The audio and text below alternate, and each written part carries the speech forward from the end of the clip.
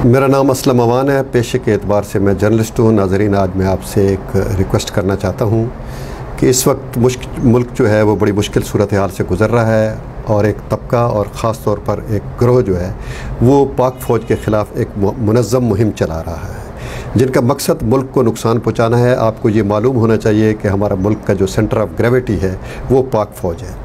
अगर पाक फ़ौज टूटी तो इस मुल्क का पूरा शराज़ा बिखर जाएगा। इसलिए दुनिया की तमाम दुश्मन क़ुव्वतें पुल आउट के बाद ख़ास तौर पर अमेरिका और इसराइल ने पाक फ़ौज को अपना हदफ बना लिया है और वो एक मुनज़्ज़म मुहिम चला रहे हैं फ़ौज के ख़िलाफ़ पब्लिक को भड़काने के लिए। और इसी को पाँचवीं पुश्त की जंग कहा जाता है कि किसी भी कौम को उसके मुसल्लह दिफाई इदारों के ख़िलाफ़ खड़ा कर दिया जाए और उससे उसको कमज़ोर करके शिकस्त दी जाए। इसलिए आज मैं इस मैसेज के ज़रिए आप लोगों से ये दरख्वास्त करना चाहता हूँ कि अपनी फ़ौज की पुश्तपनाही करें, उससे मोहब्बत करें, उसके साथ तामन करें और अगर इनफरादी तौर पर फ़ौज के किसी एहलकार से कोई गलती हो जाती है तो उसको दरगुज़र करें। शुक्रिया।